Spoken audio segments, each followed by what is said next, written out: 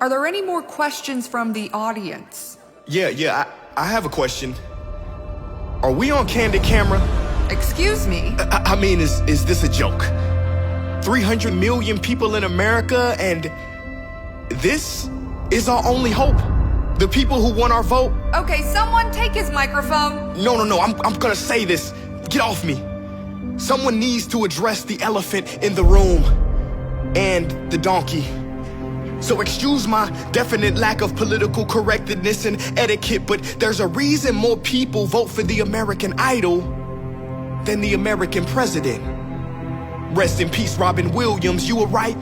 You said, look at the word politics. Poly, a Latin word meaning many. Ticks meaning blood-sucking creatures. He was being facetious, but that is no falsehood. Why is it always the lesser of two evils, never the greater of two goods? For too long it has been normal for politicians to make empty promises and proclamations. Normal for them to dismiss the Constitution and Declaration. Normal for them to think more about the next election than the next generation. Well, it is 2020, by golly. Ain't it time for a new normal? The new normal. I'm tired of people like you criticizing us. Tell us about this new normal. Why don't you come up here and tell us how you would do it if you were the president? Me? Duh. Watch this, Sleepy Joe. Shut up, man. Oh, first thing I would do if I was president is quit. See, I knew he was a coward. Let me finish. See, the word president literally means preside over or sit before. I would quit my position of being everybody's superior. I would sit together with the people as equals. Next, I would take Congress back to kindergarten. See, I knew he was slow. Wait, what do you mean? Well, see, everything government needs to know they should have learned in kindergarten. Think about it. Our climate policy should be based on the kindergarten philosophy of clean up your own mess and put things back how you found them. Our foreign policy should be don't hit people. Economic strategy, yeah, play fair, and if you hurt someone, make it better. In our domestic policy, hold hands and stick together. Even though we'd have kindergarten policies, if I was president, I would use a lot of adult language. Some people may be offended, but I wouldn't budge. I would use strong, four-letter words like love, like hope, like care, like free, like hero. Yes, I would awaken the hero and Shiro in all of us. Because change rarely comes from Washington. The stimulus checks will always bounce in the long run and come back insufficient funds, because you cannot stimulate a country until you stimulate the hearts. It's easy to speak rainbows and sunshine. Where would you stand specifically on key issues? You know, I'm glad you brought that up. See, if I was president, my key issues wouldn't be getting rid of TikTok. My key issues would unlock the doors of freedom that have been blocked for so many. So we, as a country, would focus on eliminating child trafficking, the equality of all genders, the genocide of helpless animals. We must be defenders, because a nation's greatness is measured not by how it treats the wealthy, but how it treats its weakest members. So many rich folks in government is sad. See, they've been worried more about securing the bag than securing us from a crash. How dare you? Sir, don't get mad. Everyone should be able to prosper, not just the prosperous. So if I was president, I would get with the people and decide how our budgets should be spent in a way that's fair, transparent, and makes sense. Maybe instead of war, we'd help unemployed people struggling to pay rent. That would increase our nation's strength. If I was president and in the Oval Office, we would stop mopping up the floor and finally turn off the faucet. What do you mean? Well, instead of getting to the root causes, we keep trying to fix the symptoms. For instance, we spend billions on cures, but practically nothing on prevention.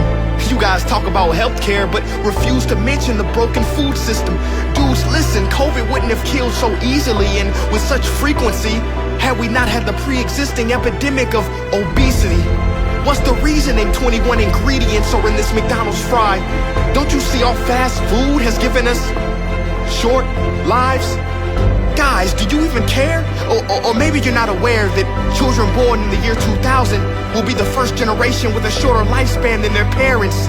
We should be embarrassed. If I was president, Universal wellness will be at the top of our list. Doctors will be paid to keep you healthy, not just treat you when you're sick. And as far as mental health, we would work fast to pass a bill. Cause this next fact is sad but real. Did you know more soldiers die from suicide when they come home compared to those killed on the battlefield? It is so much we have to rebuild. As far as women go, they should be free to make their own choices for their own bodies. Men should never regulate it. Students would have the final say in exactly how they are educated. Basically, what I'm saying is, to solve problems, everyone's voice should be heard. There are so many folks with brilliant ideas that would finally get the attention they deserve.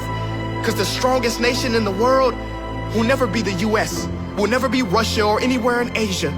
The strongest nation is imagination. Imagine if government and people actually collaborated. We would solve real problems and make transformations. We would shine like the stars in the sun. We would use music to heal the world like guitars over guns. How about race relations? Where would you stand on that issue? Well, as far as race relations, we gotta be brave. So if I was president, I would make travel in the country mandatory, all expenses paid. Because when you see people who look different from you up close, you soon realize we are all the same.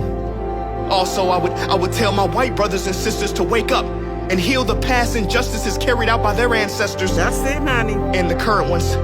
I would tell my black brothers and sisters what Dr. King said, that black supremacy is just as dangerous as white supremacy. It's not about white power or black power or any love of power. It's about the power of love, and you can't spell evolve without it. And how about poverty? How would you solve that one? When it comes to poverty, that's easy.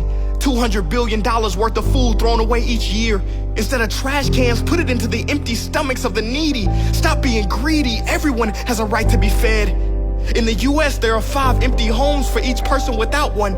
Everyone has a right to a roof over their head. He's talking about communism. No, sir.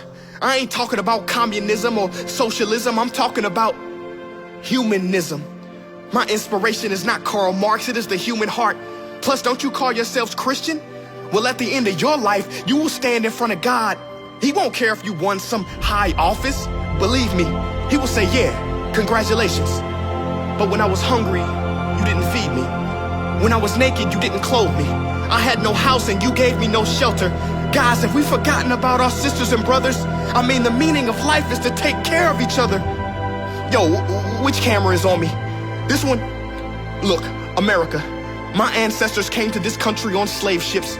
Maybe yours came on immigrant ships. Whatever the original ship, we're in the same boat now. And it's sinking. It is a dark time for us all. It's hard. But it is only in the darkness that we see the stars. We must not turn on each other, but to each other. Give up our pride. Left wing, right wing, a bird with only one wing can't fly. Or flies in circles. Forget the labels. We've tried everything, from politics to riots, rallies, marches, protests, and they've all played a role. But now, today we need something bold. We need each and every soul to wake up, to look deep in your core. What problem does your heart want to solve? Do not ignore. Because when we all answer the call, we open a new door that elevates humanity and creates a new normal that we have never seen before. I wish there were mirrors in every voting booth. Because the truth is, we have always been and always will be the ones we are waiting for. Right there.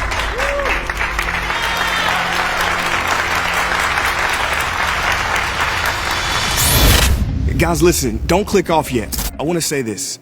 It's not about America. It's not about any country. Countries are artificial lines drawn on a man-made map. There's one world, and it is up to us to come together and bring this world to where it needs to be. I know it can seem hopeless at times, but it isn't. Speak up, use your voice, vote. And despite what you may see on TV, there are people doing good. I worked on this project with an organization called the Elevate Prize Foundation. They award $5 million each year to individuals and organizations that are working hard to solve problems to change this world. Not only do they give them funding, but they give them access to mentors and coaches and help them build a huge following.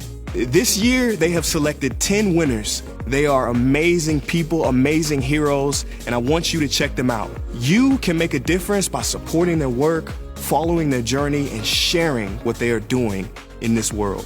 The time is now to come together. The time is now to awaken the hero in all of us. I want you to go to elevateprize.org and learn more. Peace.